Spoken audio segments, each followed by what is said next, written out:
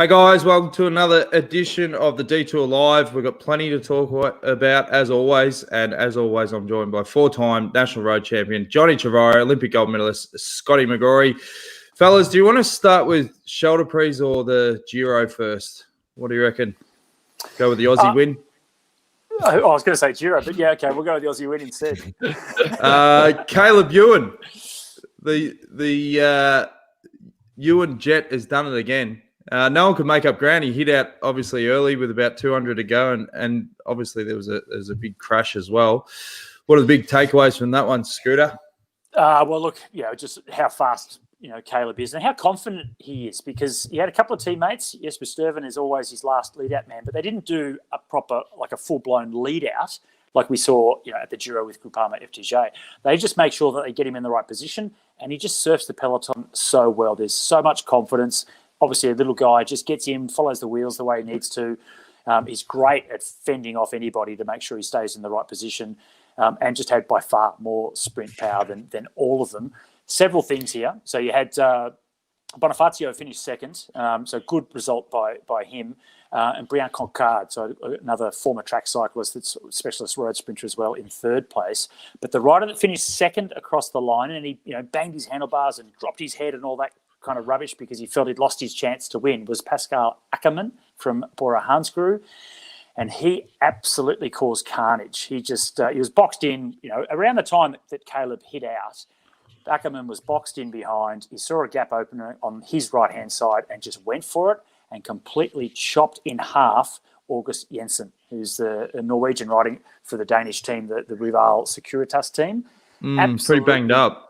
Dropped him, yeah. And it's one of those things, right? Because we've spoken a lot about this. Took more attention than Caleb's win, which is, it's a great victory.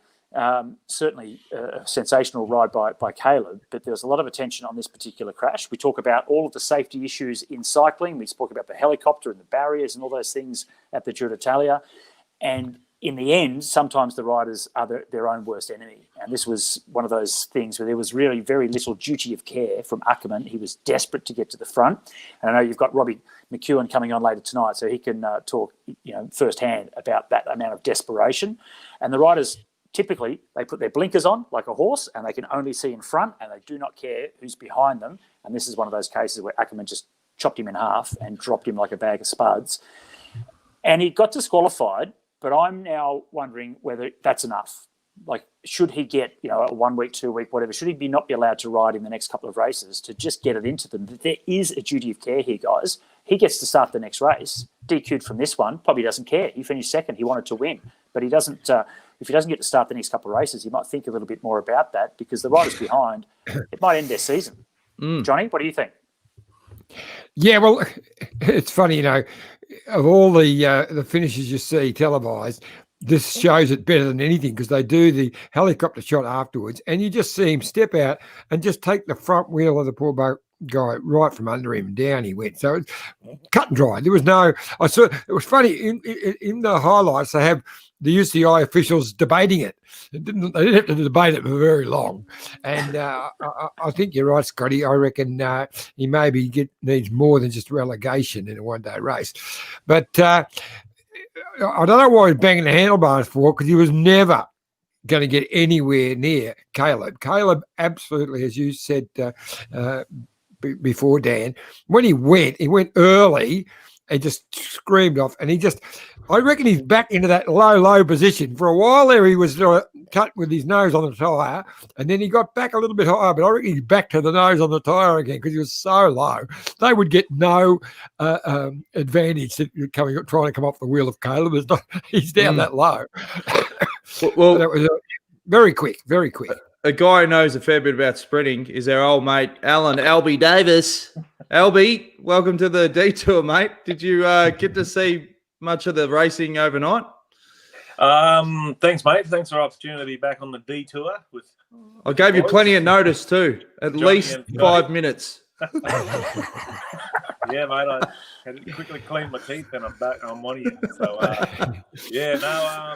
I just seen the results, mate. So I didn't see it live, but definitely seen Caleb's win and also read the results from the Giro.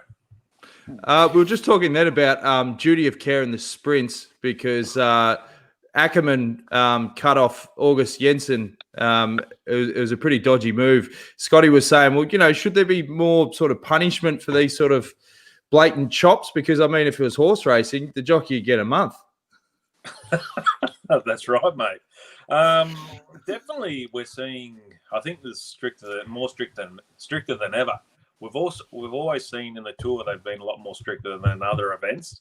That's kind of been the theme over the years. But sprinting's always been a part of sprinting, Jonesy. Scotty would know as well, and also John. It's just part of the game. Sometimes is rubbing shoulders, and you get used to it. But if everyone holds the lines, it's quite normal. But it's just when those really abrupt movements, that's when I think sanctions need to be in place. Albie, I look forward to you having a look at the highlights of it, and maybe even jump off for a minute and get it on YouTube. Do you want me to? I'll try and get on YouTube and share the screen. Yeah, that'd be great. That'd be great. I'll start doing some the work. Aerial shot. The aerial shot at the end. Leave it with me. It's really good. It's really good because it's not just a move towards the barricade. All those things that are a bit dubious. This is a right hand turn, whack, and takes him down. It's a real bad one. That's what the only really abrupt. Sorry, Scotty. That's right. No, I was going to say the only rubbing of shoulders was Jensen's shoulder rubbing straight into the tarmac when he got his front wheel completely ripped out from under him. It was one of those desperation moves. When you see, you'll understand, and we all know it as sprinters. If you're feeling good, he was boxed in, and there was nowhere to go, and he's feeling okay. He's up for the sprint. And I still don't think he was going to beat Caleb. Caleb was so quick. But then when there was a gap open on the right-hand side, he just went for it, and he just turned right, didn't put his indicator on, and just went smack straight through Jensen and dropped him like a bag, and a few riders straight over the top. So, of course, he was disqualified from the race. And I actually, when it first happened, I thought, well, gee, I hope they actually go back and look at this, because sometimes they only look at, who's won the race and if they've infringed. You need to go back a little bit and just check things out. But, they gave him the disqualification. But if there were broken bones behind Albie, then there's riders that may have finished their season while Ackerman pops up next week and has another race. Yeah, exactly. That's where that's exactly right, Scott. That's where it becomes, even becomes in a normal life, it'd probably be a legal issue. It'd probably end up in courts. But mate, that race, Scheldeprijs, there's always a crash. I don't know how many. If you have a look over the replays from over the years, I've crashed there. Robbie's probably crashed. I know he's won it a few times, but there's always a crash in that final or leading into the final. It's a crazy one. All right, I think I've worked it out. Application window. Actually, no, give me a couple more seconds, boys. No worries, I thought the other interesting thing, LB, of the Scheldeprijs was that it could very well be Cav's Mark. Here we go. Yeah, you ready? All right, hang on. So, I've just got to separate that screen. Ackerman. Yeah. So who's he chopped the Bahrain? Is it the Spanish guy? Is it? No, Danish guy. Hang on, you watch. All right, so I can go back and let's have a look at the chop in replay. Oh, is that you want one more? Yeah, from there. Yeah. So you see he's on the left, nowhere to go, and you can see where he is. He's right on the left. He's saying, "Well, hang on, I've got to get out here," and the gap just starts to open up now. Yep, and he's going to go for it. Oh, look at that. Yeah, see, that's just a blatant. That's a blatant move. So there should be ramifications after a move like that. And the more ramifications and stricter they are, hopefully it stops riders from making those decisions in the future. You know. Do you think it will though? Because I raised that question, and we see that in Australian rules football, where the players just now know the penalties are going to be there. If they hit someone or do something infringe, they know they're going to cop it. And if it's a severe one, if there's a really bad injury, then that magnifies what the penalty would be. We don't have those sort of regulations in cycling. But do you think when the riders are desperate in a situation like that and they're still feeling okay and then the gap opens up, do you think they're going to actually be able to think about the ramifications and hold off, which is what you would hope that they would do? I just don't know if they would, though, Albie. Yeah, well, I think it has to be done, and time will tell, Scotty. And I know you know, as you guys know, I work with the UCI, and at the World Tour races, we have like a video. We go to the video ref, and there's an actual commissaire in the van with all this technology. They can go back and rewind, and they're looking for instances like that.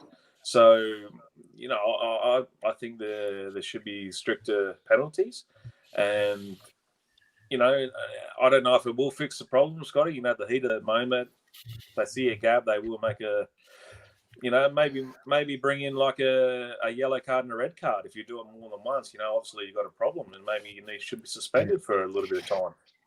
I was talking with Scotty today about exactly all of that. And we were talking about there's two parts to it. There's the severity of the actual move that causes it, and then there's the severity of the repercussions of that crash. And they both have to come into it. But you know what, to answer yours, Scotty, what my thoughts are, it'll have in the back of their mind, it'll be on their mind that they can't move too quickly. But that move then, he wasn't thinking about knocking that bloke down. He thought he had enough move. He just went bang out. He only overlapped him by a 15th, as I might say, just enough to really take him down quickly. So I don't believe it was a callous move that he'd thought about, but the repercussions of it were he did the damage, and he should probably get a couple of weeks holiday. Well, moving focus to some more positive stuff. Caleb Ewan, are we embarking on, I mean, he was touted at a young age, could be the next Robbie McEwen. Are we seeing a lot of similarities? Because that was the last time Lotto won that race was 2002 with Robbie. We've got a pretty exciting 5 years ahead. Absolutely. I think Albie's the one to talk about. Albie was the man who saw him come racing past him when he was 17, so he's probably a perfect person to talk about that. Well, I basically, like you said, Johnny, I basically said that then, Jonesy, to answer your question. You know, I think he could be the best we've seen from Australia, and I actually said it again live on Spanish commentary during the Tour de France when he's first come onto the scene with Mitchelton Scott, or whatever it was called back then. I'm not sure. It might have been Orica. But I think he has all the ingredients, mate, to be, you know, one of the best ever. And, you know, it's not only the potential with your natural ability and, you know, obviously with sports and science and his coaches around these days, but he has the tactical nous to go with that. And you don't see that every day. And Caleb, you know, he can have a lead out. He's like Robbie, you know, or he can just find his way and surf the peloton when it gets all complicated in the lead outs and there's no one there. We've seen it this year. You know, his lead out training amazing. Got wiped out in the first couple of days of the Tour de France, and he went on and won a couple of stages. So that you don't see all the time, Jonesy, and I think it's a huge future for Caleb, and it'll get better in the climbs too as he gets older. John? And I was just going to say, just to add to that, while we're still on the Scheldeprijs, it was interesting that here we have Caleb wins it and now being touted as, you know, one of the best road sprinters in the world. Probably he and Damar are the two sprinters of the moment. And then the greatest road sprinter of all time maybe had his last bike race in that same race with Mark Cavendish. Well, we've got a grab with Caleb Ewan after the finish.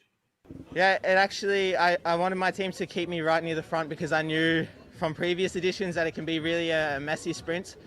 So yeah, we were always in good position. I lost them a little bit when we were along the canal, but yeah, we came back together. They got me right near the front, and yeah, you know, my job was a lot easier from there because, you know, I got the wheel that I wanted to be on, and I started the sprint when I wanted to start, and yeah, I felt good as well. So I think it was a strong sprint. How does it feel to be in that good of a shape when we are at the end of the season and there is not so much opportunities left? Yeah, I think, you know, my shape's probably not as good as it was in the Tour, but, you know, I knew these races were coming up, and I was motivated to, you know, keep training after the Tour. And, you know, after the Tour, you don't need to do so much, you know, you just need to hold the form. And yeah, you know, I kept training, and yeah, I still feel good. So, you know, there's one more race for me to go in Depana, and hopefully I can get a good result there as well. I heard that you will stay in Europe during the winter because of the corona, I guess. Yeah, it's too hard to go back to Australia now with the quarantine and everything, and then I don't know if I'll be able to come back. So I think it's safer just to stay in Europe. And yeah, you know, I live in Monaco, so the weather doesn't get too bad there, and I can do pretty good training. So yeah, I'll stay here this winter. I mean, that is not really in a good way for the Tour de Under, I guess, also. Yeah, you know, 100% sure what's happening with Tour Down Under, but I think for next year I'll probably start my season in Europe, and we'll see how it goes. Yeah, interesting comments there, given that I think the majority of riders are obviously going to be staying in Europe, and then it'll depend on the bubble, how many come over for Tour Down Under, iffy. Oh, jeez. You right? Stewie O'Grady won't like to hear that, because I talk to Stewie regularly, and I haven't this week, but the feedback he's been getting from the teams is they're really keen to get out here and get away from Europe, where they're coming out to a place where there's not, and the quarantine that they've got planned for Adelaide is going to be pretty good. So I don't think Caleb's on the money there. They're not talking about whacking them into a hotel for 2 weeks. They're putting them into their own area with roads to train on, come back to. So it's a very good system they're setting up. So all the teams, according to Stu, have said they want to come. So I'd be disappointed if Caleb's not here, because A, for Tour Down Under, but A, B, I want him for the Bay Crits. Bay Crits. I have heard that they have had early discussions with the security company that did the Melbourne hotel lockdown. Yeah. It might be exciting, but not so yeah. exciting. I've got a question. You're right, mate. I was just going to say, in defence to Caleb and backing up with what you're saying, JT, I think the question was based with Caleb coming to Australia for the whole winter. I think the Tour Down Under is kind of like a different question. I think there's a lot more possibilities of, and a lot of the teams that I'm talking with as well, like what you said, JT, are keen for Down Under, obviously because of the good weather and getting out of the infected winter here, if it is in Europe. But I think the riders that have to go, like the Aussies they normally go to Australia for the whole winter. In Europe, I think that's like a different kettle of fish. But Tour Down Under, I think, is in a lot better position than what we think. I've got a question for Albie and Scotty. Is Caleb now in that sweet spot of his career where he's got enough experience where he knows each season how to prepare, how to train? You're not reliant on sort of coaches and that in your ear, looking at data and all this sort of stuff in your early days of your career. You're getting that level of experience where you're like, I know what I have to do now. I'll start with you, Scotty. All right. But Caleb was always very mature beyond his years. I mean, the first year that he rode the Tour Down Under, on the last night, all the riders are getting prepared to go out and have a bit of a drink and have a bit of fun. It's the start of the season, so it's not like during the Tour de France and or the races leading up to the Tour de France. So they do actually, back then at least, they let their hair down a little bit. Caleb on the last night organised a dinner meeting with his manager to just plan the rest of the season. So he wasn't thinking about going down to the pub and getting on the bevies with the boys. So he's been very mature beyond his years right from the very start. What's wrong with the lad? Yeah, well, he wants to win. I'm sure he enjoys himself, but the season had started. And I am almost positive that he would have gone out for a few share that's after his meeting with his manager. Maybe afterwards, yeah.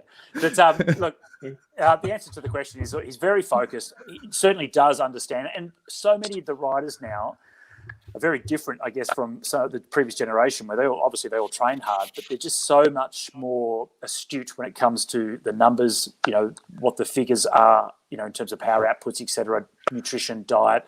I think they're all far better than my generation were. And then likewise back when you go back towards John's generation. So I think he knows himself, but he still needs guidance. You can't do this on your own at that level. You still need someone else to sit back and have a different perspective of where you're at.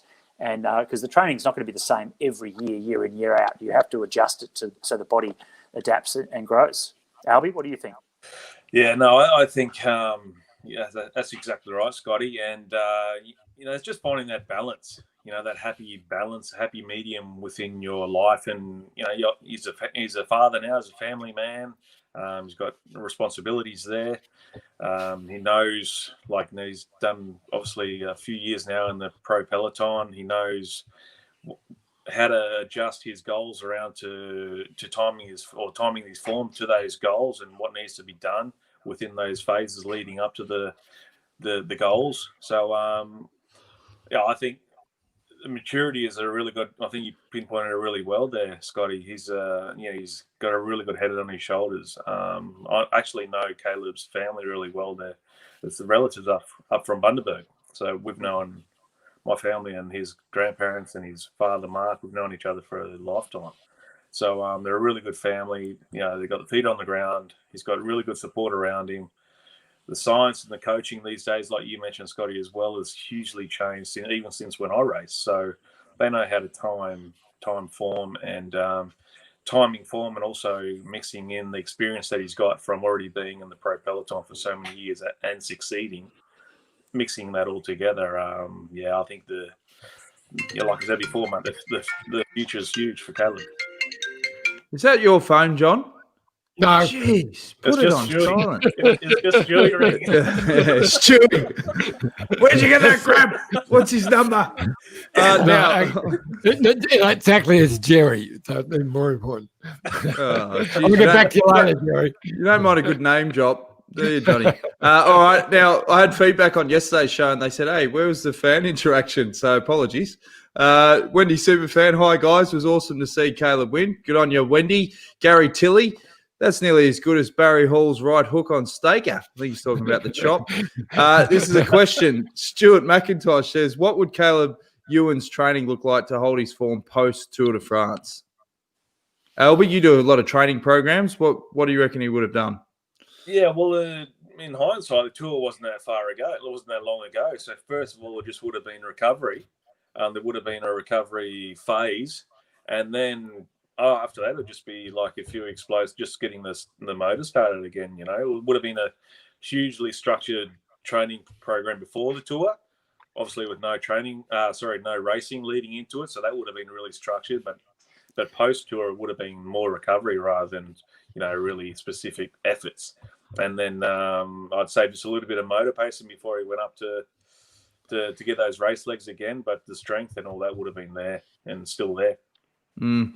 Got another question that's come in, or comment from the Wheel Wizard. Still waiting for the UCI to do something about Dylan Groenewegen with Fabio Jakobsen's crash at the Tour of Poland back in August.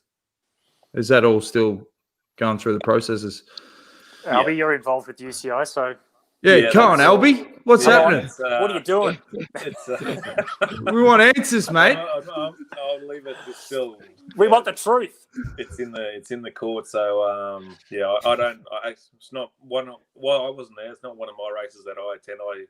I'm down for the Spanish World Tour races and the Australian World Tour races. So my colleagues are there, and I'm sure they're going through the processes through the courts. And it's a serious situation, like we said before, there's investors invest a lot of money into the sport, and this guy's out for a long period of time, and there's been a lot of investments going into him. So from the business perspective of the sport as well. So it's a very serious situation.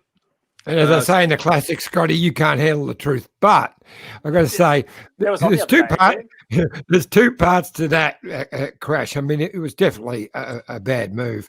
But the organisers have to accept a lot of the responsibility of what the aftermath of the crash was, because the barricading was terrible. There was actually a gap inviting someone to go through and hit the finished structure that happened.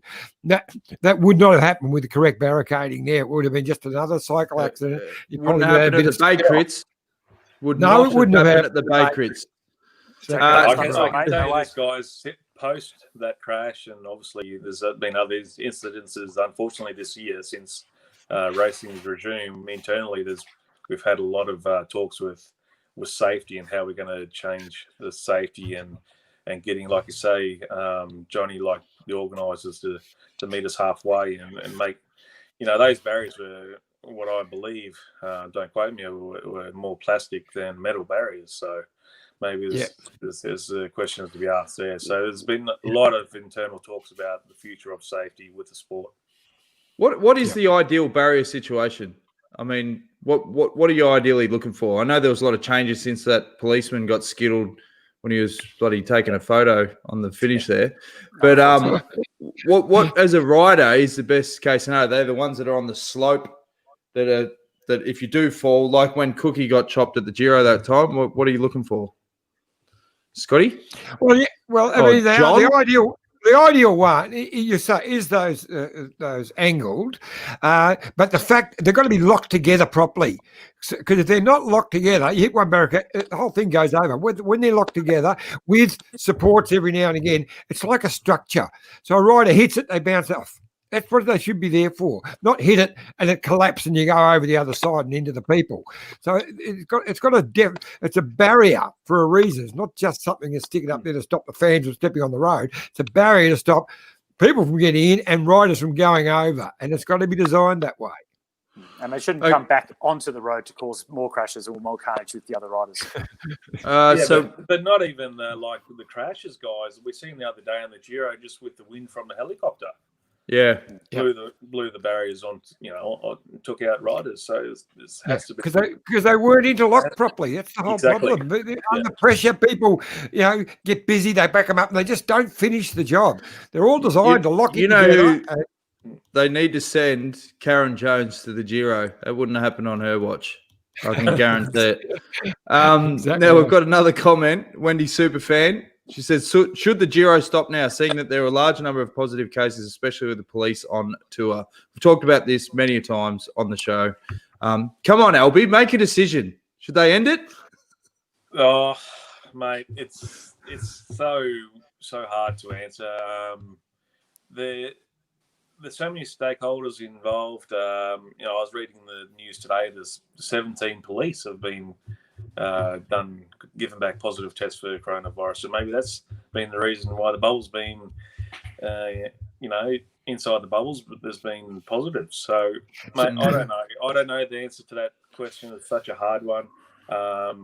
First and foremost, health and safety of the humanity has got to be the first. Decisions have got to be made around that, obviously. So, mate, I'm not in a position to answer for the Giro. I don't work on the Giro, but I think there's got to be some interesting. Albie, health and safety of humanity's got to be the first one choice, and then after that, we work on whether you have a bike race. Yeah, I agree with you, Albie. It's interesting that what you just said then about the police. Now, we heard that as a rumor yesterday, and I still haven't seen it actually confirmed. But if that is the case, then I can't see how the race can continue. If there's 17 police gets confirmed, I just cannot see this race making it to Milan. Nah. Yeah, I just read it before I come online, mate. It was published on online just now. So that was the latest update. So that's a couple of steps forward in the series. They're within the race, within the peloton, driving on the motorbikes, touching everyone. So what's the latest with Michael Matthews? His condition. So he's returned a false negative in the last test that he did, which was one of the short-term tests, which have a fair amount of degree of error. So I think they'll now just do another test, and we'll wait for the results of that. But so positive on the race, left the race. Then the next, which was the short-term 15-minute test, returned negative. Okay. So I guess right now he's thinking this next one better be positive, otherwise he'd be quite upset that he had to leave. Well, that's the other issue with the false positive. So, geez, it's just a cluster. All right. Ian Thomas has said, has anything been said about Cav's future? And I was reading something that he says he still wants to ride on. I think with 90 uncontracted riders at the moment, unless you're purchasing him for more publicity stuff, I don't know if any teams are going to really dive in, because what sort of coin would he be commanding, LB, even in this current state of his career? Oh, mate, like you say, it's similar to 2013. I couldn't find it was very limited options available. So Cav's got to make a decision. I think there's a lot of future after cycling for Cav as well, and maybe it's time to end the chapter and start the new chapter as well. So I think it's a personal decision, Jonesy. Me personally, I think that's probably the best option for Cav right now. And but like I say, mate, there's a minimum wage within the World Tour, and there's minimum wage within the next, the teams at Pro Continental. So if he wants to go ahead and for another year or two on minimum or close to minimum wages, well, so be it. He won't do that. He won't do that. Yeah. But look, I think the unfortunate thing I think for Cav is that because of injury, he hasn't been able to perform for 2 years. So and he's such a competitive person. He never wanted to go out like that. He wanted to. He always felt it was there. And just every time he'd get close to getting back, something else would happen. So he's never been able to produce that form. He wasn't over the hill. It's just these injuries and those little niggles have not allowed him to get back to the sort of form that he knew he had. And that's, I think, frustrating him to buggery that he's good. He hasn't really performed in 2 years, and it's not the way he wanted to go out. I think that's what it boils down to. It's a bit like it's Daryl Summers syndrome. He's just, mate, hey, it's finished. You're just going to hang it up. The Europeans wouldn't get that. Now, we had another stage at the Giro, boys. Well, before we're going to get to that. Hang on. We've got more comments. His positive result was more accurate test, so I'd wait for another negative before we get cranky. That's regarding Bling. But then the Wheel Wizards come over the top and said Michael Matthews' second COVID-19 test results returned negative. But I think that's what you said, Scotty. Yeah, so the first one was positive. The second one, which was the short-term test, which is only over 15 minutes, that does have a fair amount of degree of failure, and that was up negative. So they'll do another one now, another more substantial test, and by tomorrow we'll probably know the result of that. Okay, and last question for this batch, Stuart McIntosh says, what is a minimum wage? Do we know what that is? It's about 50,000 euros, I think. Is that right, Albie? Something like that? 60,000 euro gross for World Tour teams. And with the exchange rate in Australia, it's about $500,000 at the moment. Yeah, that's not bad cash. It's about 100. It's about 100 grand Aussie, but I can tell you now, this thing his wage at Bahrain is something like $1 million, not 100,000. So no wonder you don't want to quit. No one's going to pay him that sort of money. No, he wants. Of course, he wants to continue. I think Pro Continental is 25,000. So, not a World Tour team. That'll be the next. That's the next minimum wage you can earn within cycling. The challenge to his contract is, okay, say if he's getting $1 million a year, right, and he would have been earning more than that previously. Even if they said, okay, would you ride for 300? He might say, yeah, sure, because he wants to try and get a win to finish on a high. But is he going to get that win? Like paying him $700,000 less, you're not going to. You're probably still not. You're not going to get $300,000 worth out of him at the moment, the way he's riding, which is unfortunate because he's the greatest sprinter we've ever seen. So I'd love to see him get another big win, but I just don't think it's going to happen. No matter how little you pay him, it'll be basically just for some publicity to have him on your start list. Yeah. Why don't you get some start money and just have his last race at the Bay Crits and just get him to rig the hot dog circuit? He can go out with a win. We can get him a motorhome. We can get him a Jayco motorhome to travel around Australia with his family for a couple of weeks after doing the Bay Crits. Race. Done. Yeah. Well, Look after him. What a way to finish your career down at the Geelong foreshore on the hot dog. Two-hand salute.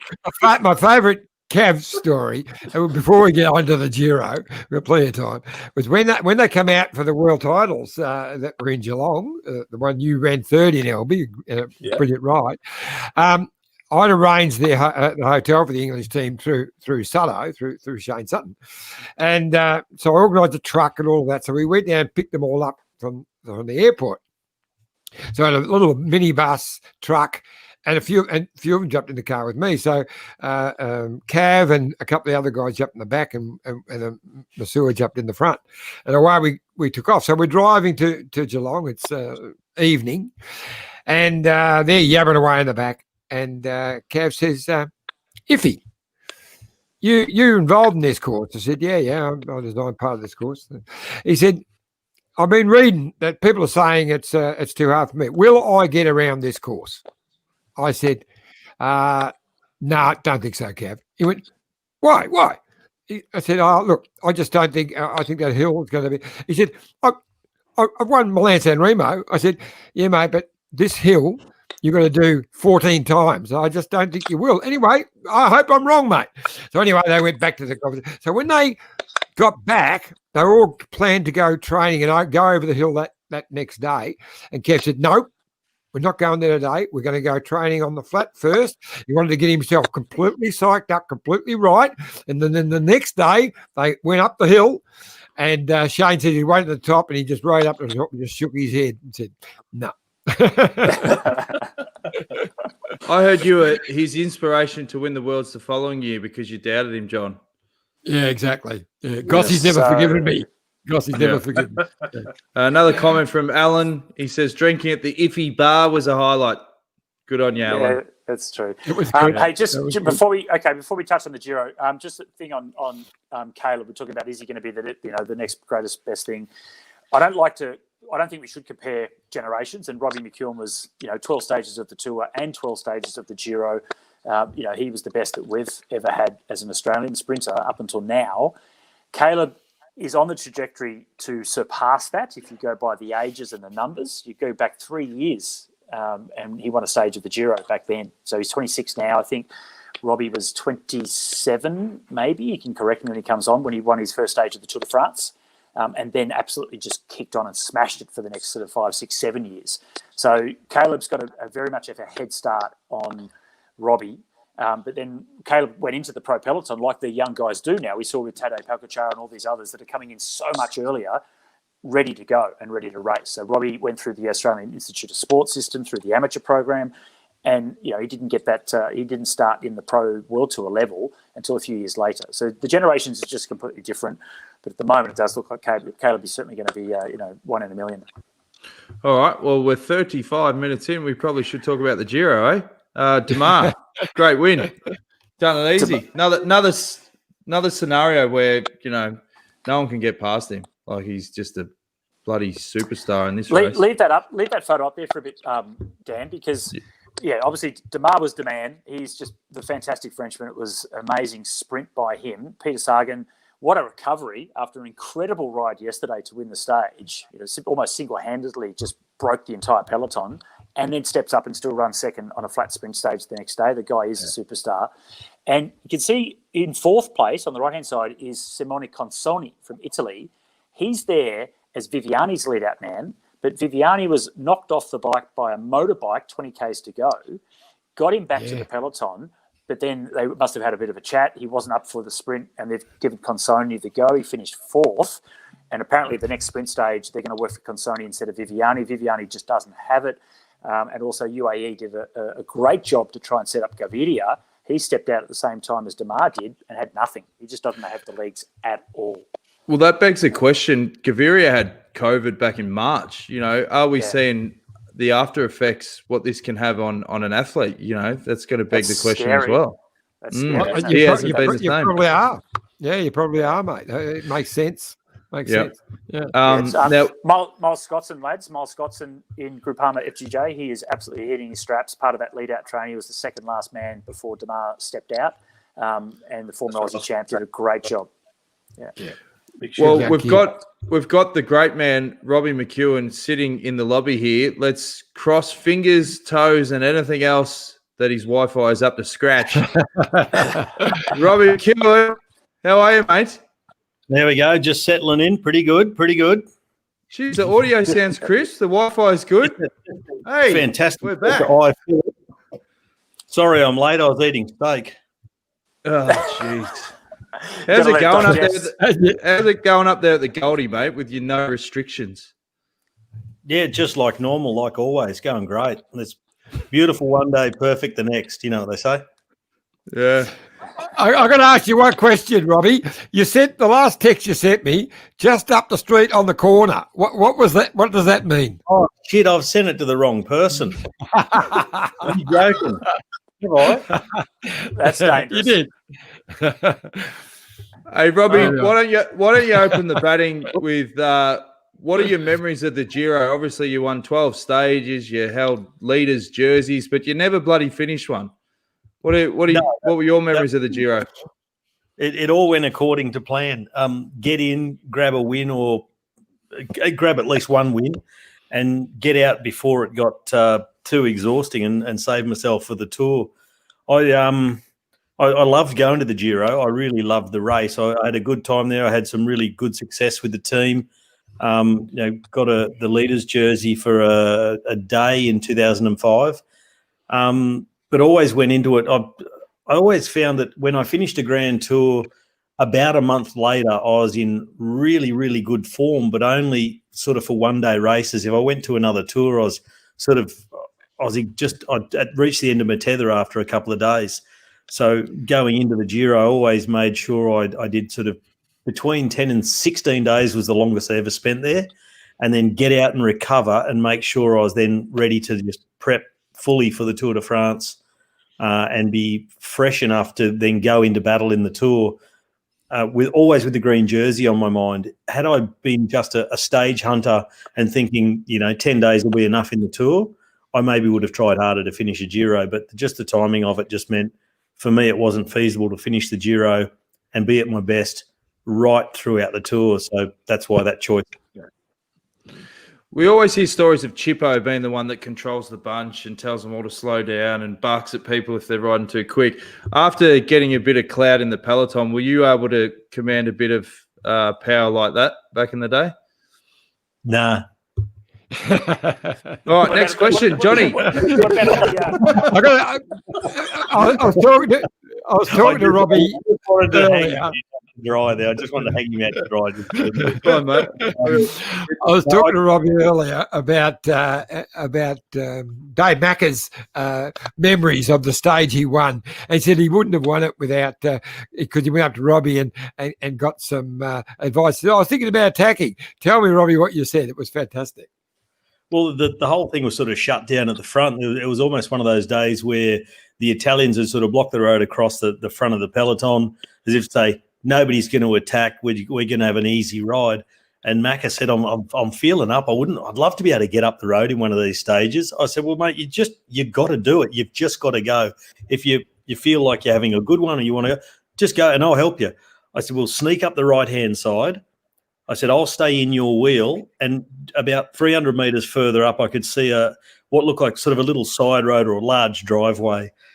I said, that is your spot. When we get to there, you hit that as hard as you can. You get around them, and I'll come in behind you, and I'll stop in the gap. And he got past. I stopped in the gap. My job was done. All he had to do was another 160k at 40k an hour to hold everyone off the win. Hey, I can't follow it because Macca's version of events was he said, "Hey, Robbie, I'm thinking of attacking," and you said you won't, and then he went. That was it. No, he didn't. No, he didn't say that. He said, I wouldn't have won it without Macca telling me to go. Robbie telling me to go. He wouldn't have maybe gone at the moment he did had I not G'd him up and sort of had a plan. But I tell you what, Jizzy had an incredible ride that day. It was a seriously difficult stage. It was lumpy all the way. At one stage, you had Eddie Mazzolini chasing him, trying to get across, and he never got there. And we got to this finish circuit with about a 6K climb on it. And I got to the circuit with a bunch and got shot out the back. He did a seriously incredible ride that day. You cannot underestimate. It's not one of those days where they go, "Oh, old mates," and people were laughing at him when he went away. Mate, Robbie, I think it was Polo. When did Eddie Mazzolini go? Hey, when did Eddie Mazzolini? When did he decide to take off after him?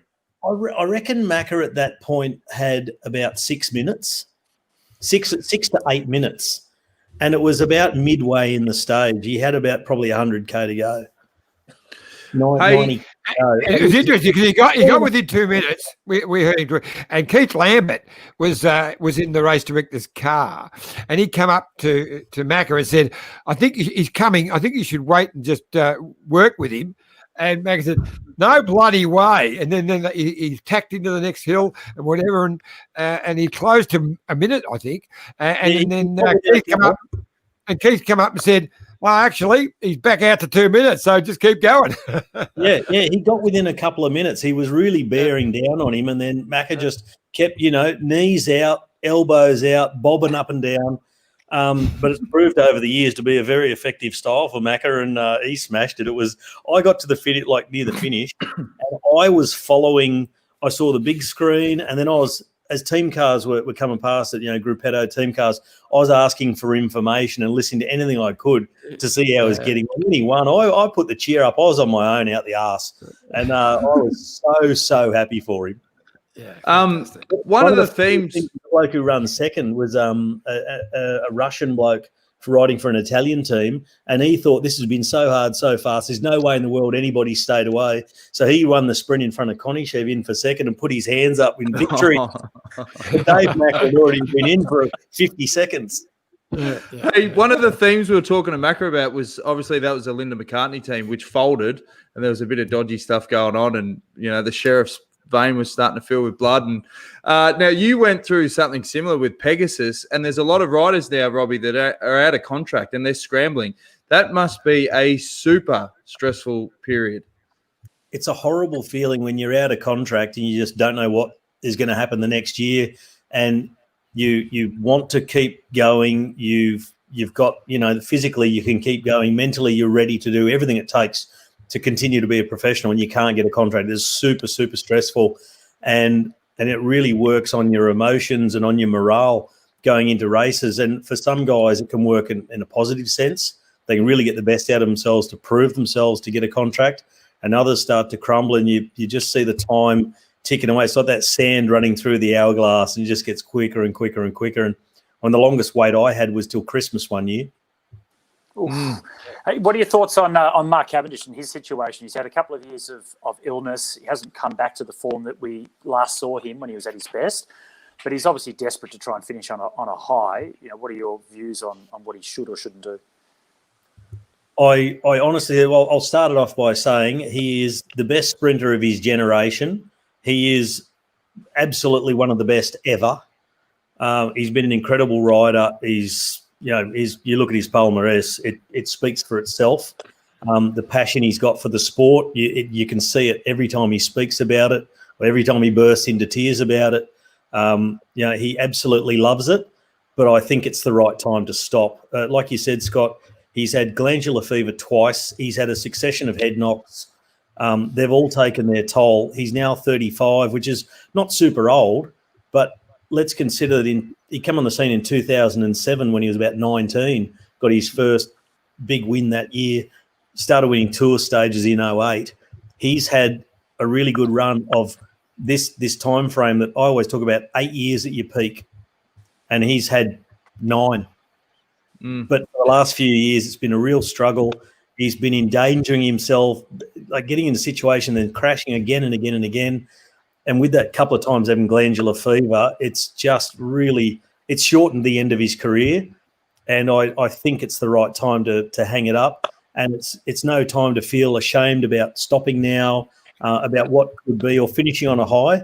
And I can tell you, and you blokes will say the same, I think that people will judge you on what you did throughout your whole career. They don't remember what was your last race. They don't remember how you went in your last 6 months or your last season. I remember your last race, Tour of Kelly. It was a belter. Hey? I remember your last race, Tour of Kelly. It's a bloody cracking trip. You got a photographic photo. Sorry, mate. Continue. And you were filming it. You're a bit voyeuristic, to be honest. And I felt like you're a vulture hovering. Yeah, it got me a trip to America, so I didn't care. Yeah, no one knows. Yeah. No, I think you're right though, Robbie. Like in 3 years from now or 2 years from now, no one's going to think about those last 2 seasons of Cav if he was to stop this year. They're just going to think about the 30 stage wins he had at the Tour de France and all the incredible races. Yeah. Yep. No, San Remo, World. If he start rattling those tins, mate, hot dog circuit, Bay Crits, they will all remember that. They'll talk about that race for years to come. Yeah. I want to get him out for Bendigo Madison. Cav came out and rode the Bendigo Madison in 2005, and he won the Friday night criterium. And I remember at the Tour de France 1 year after, I don't know if it was his first year that he won, but I went up to him after the stage, and he'd won a stage, and I said, "Oh, Mark, great win. How does this compare to winning the Bendigo Madison criterium?" And he just had a bit of a smirk and a smile. You've pitching my line. Yeah. Exactly. That's my line. Well, no, I just used it, so it's mine. And no. Yeah, but what did he say? He said almost as good. Oh, yeah. No, that's Robbie's line. No, bullshit. You're talking crap now. Anyway. Oh, it's starting to fire up on the detour, folks. Listen, mate, Anyway. Cav has copied plenty of stuff that I did. He just did it better. Hey, Robbie, Warren says, what's with the mo? You're trying to look like Errol Flynn. In like Flynn. Yeah, what's going on? Is that the COVID? The What's COVID that? mo? Cookie duster. I just haven't had a shave in about a day. Hey, Morning. how's- Sorry, man. how's your Fondo going? You can give that a plug if you want. It's been running one, mate. The Fondo was incredible. Robbie's Grand Fondo was last weekend. It was on Sunday. It was awesome. All right. How many people turned out? We had over the whole weekend, we had just over 900 people, which is really good for our event.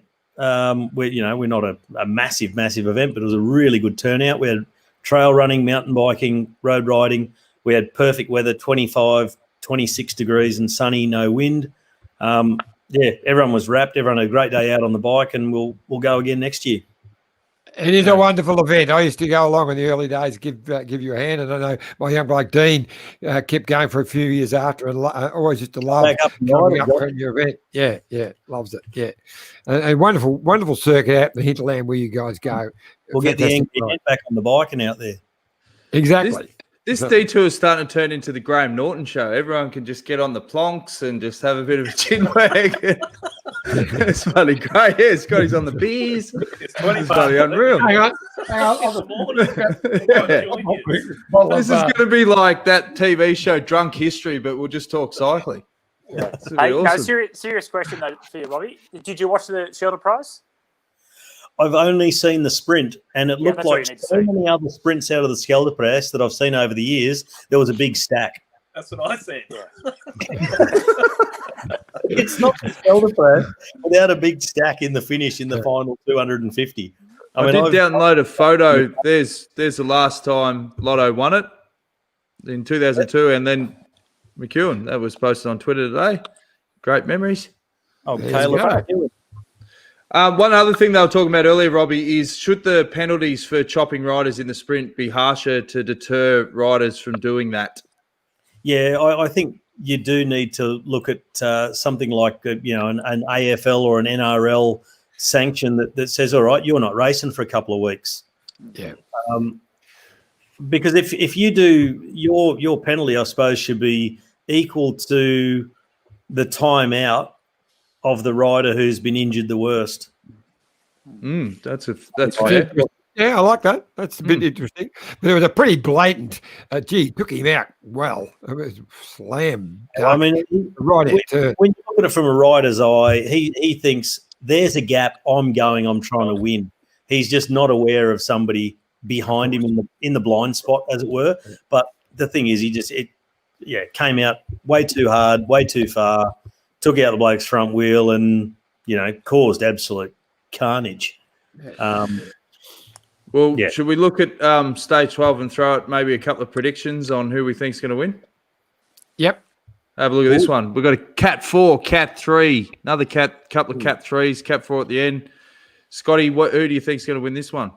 Well, if you go on absolute current form, this looks like what we saw from Peter Sagan the other day. This, this isn't a sprinter's stage. It's nasty. An Ulissi or someone like that could be up in the mix, but Peter Sagan is probably the best suited. I think this could be a real GC day. Not typically what you think about for the GC guys, but I think they're starting to get very nervous with the COVID situation. And the last day where we had some lumps towards the end that wasn't seen as typically a GC day, the GC guys really came out to play and they raced very, very hard. Pozzovivo lost an opportunity. He was trying to set things up to go on the attack. He had Western Australian Ben O'Connor drive it into one of those steep climbs the other day. And then not long later, Pozzovivo got a puncher. So is that your phone again, John? No, not me this time. Oh, so shit. I think this will be raced. I think this will be raced like a one day classic. They're not thinking about getting to Milan now. They're just going to go flat chat. I think Sagan's probably one of the best placed, or it might even be too hard. Some of these climbs might be too steep for him. Yeah, If the GC guys really go. It's going to be a break. It's got to be a break that day. Scotty, you said the name. I was thinking of Diego Ulissi. He's already won a stage. He's $7. That's the name I was thinking of. as long as they feel he's far enough behind in GC, but I think he is. But have they said at what point, if it gets cancelled tomorrow, are they going to declare the winner? Just say, okay, Well, Almeida is the winner? this is the overall market. The bookies don't really know who's going to win at this point. This is as even as you're going to see it in any Grand Tour at this part of the race. You've got, 6 riders paying under $10. So Kelderman's on top of the favourite, $3. Nibley, $3.40. Jay Almeida, he's $4. He'd be the one, given he's got a bit of a lead. And if it cancels, they're going to have to pay it out on who they declare the winner. Yeah, if it doesn't get into the really high mountains, Almeida's a massive chance of winning if they cancel any time in the next 3-4 days. But I'd like to see Vivo win it. I'd love to see him win a Grand Tour. Like, Giro, I'd be stoked for him. I like Almeida for the stage. Actually, I think he is looking so impressive. He ran third the other day when Sagan won, and it was a really good ride. He's looking better and better. I mean, Sunday is a really monster of a day.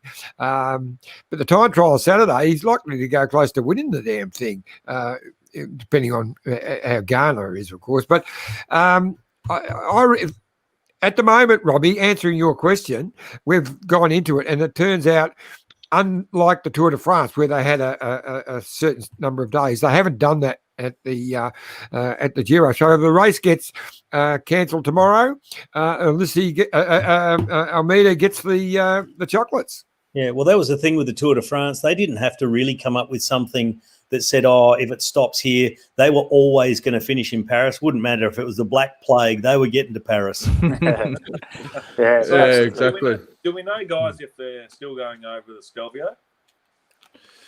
Well, at the moment they are, but they finished on the Stelvio. I saw on Macca's podcast, it was full of snow. Because of the COVID, but because of the snow. Like, I think the last I read on the online was there's snow, but they're clearing the roads. Is that right? Yeah. That's my understanding too. So because they're not going over it, so they just have to get to a point. So even if it's shortened on that day, and they can try and work out somehow the logistics of finishing not on the very top, at this point it looks like they will get up it. But if the snow is incredibly heavy the day before and the day of, well, no, they'll stop at the bottom, won't they? But still a big at least that's better than halfway up it. Yeah, absolutely, because it's super long, isn't it? So I'm probably more worried about the day to Sestriere if they do get that far, because they've got 3 big mountains, 2,700 metre climb to start with to go over into France, then the Col d'Izoard, and then they go to Sestriere. So there'll be going snow. You've seen the pictures of the Tourmalet? The Tourmalet, where the Welter's going to go, already is under a couple of metres of snow. So they're No. Duathlon, it's going to be. Well, while we're talking Vuelta, and we've got Elby here, who lives in Spain. And I was just going to say one other comment before Andrew says, with a mo like that, has Robbie started his only fans page? I don't know. You don't know what that means? Google it. Thank me later. Yeah, Johnny? I was just going to get Albie's impressions of what it's like in Spain at the moment. And so we've got the Vuelta starting next Tuesday, where the Basque area where it's starting evidently is supposed to be a bit of a hotspot right now for COVID, and Madrid is going into lockdown. So what are your thoughts on whether it will happen, and if so, what changes will they have to make? Yeah, that's right. So I'm living here in the Basque Country in the north, and to answer your question, Johnny, it's Navarra areas is a really hot spot. So it's a little bit south of part of the Navarra is part of the Basque Country, but it is south of the Basque Country, and the Rioja area is a really hot spot at the moment. Madrid's always been a hot spot. Yeah, I mean, I've had communication with the organisation for months now leading into it with my job. So basically the race will go ahead as planned. I have a conference call tomorrow at 10 o'clock to be updated. But at this stage, the bubble will be enforced incredibly. There'll be no race caravan. There'll be no Welter fan zone. So no tour, at the start of the stages. There'll be no fans on any mountain stage. There'll be no fans at the starts or finishes, and there'll be a lot more strict on the testing. So that basically, the update on that came out after the rest out of the Giro. So at this stage, there'll be full steam ahead to start, and then obviously it'll be analysed daily. But it's been really, right now it's 9 to 13 degrees, and it's been like that for a week and a half here in the Basque Country. So the weather is going to be, like what Robbie said, is going to be a huge impact as well, because they go into the Tourmalet after 5 days. So it's a huge logistical nightmare. They need to be. There hasn't been much said about what they've done so far, these races, to put them on. There's been a lot of work to put the show on. So the Welter are doing that, and they're encouraging people just to watch it at home on TV. Well, and the word on the street as well is they're totally different bubbles. The RCS bubble compared to the ASO bubble. The ASO bubble, no interaction with fans. It was like buses, clear run, blocked all the fans out, whereas RCS, as soon as the riders finished, and then the gap from where they finished to the bus, there's fans everywhere.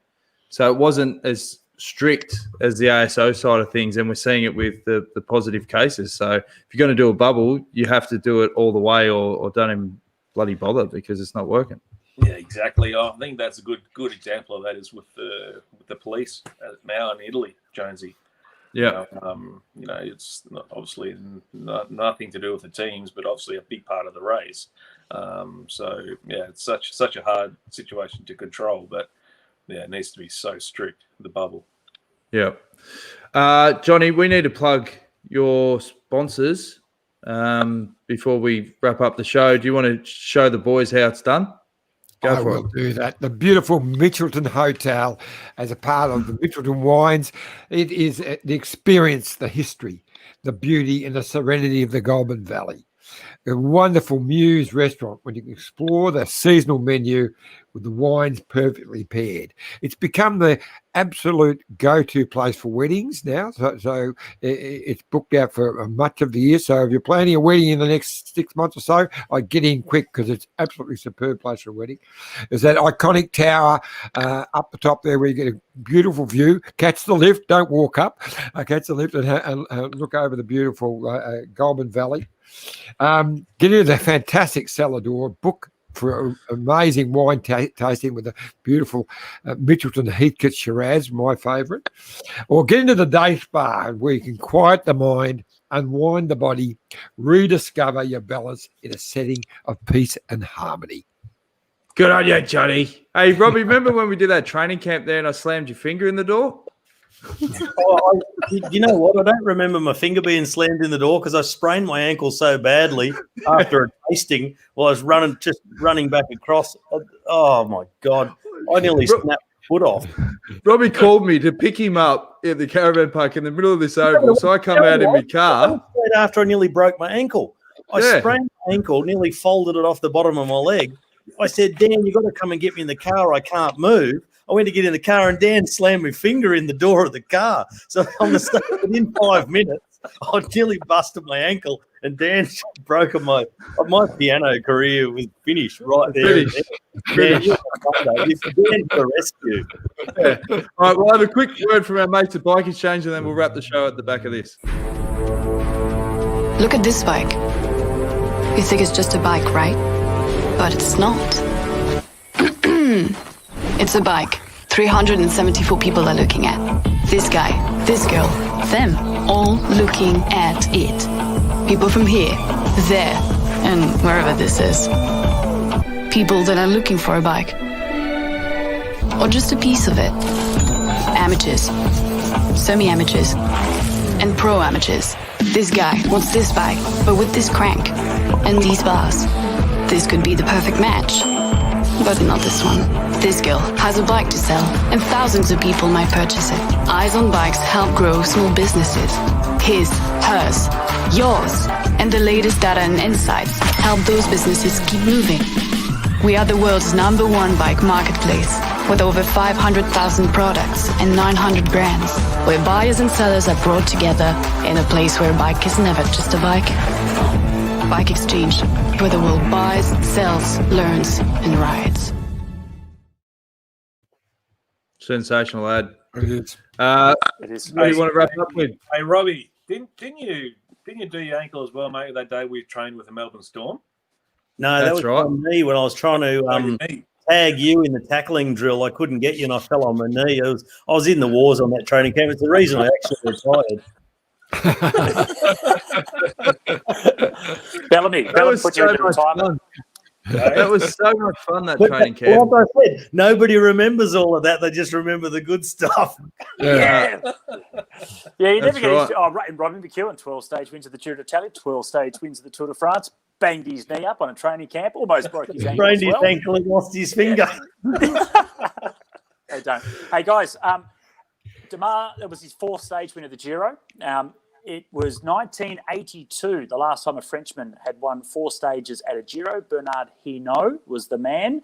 Now, we had Michael Wilson on. Remember, early on in the Giro? It was that year, 82, that he won the stage. So the first Australian to win a stage of the Giro was that year. We know that he beat Laurent Fignon at that particular stage, stage 2, I think it was.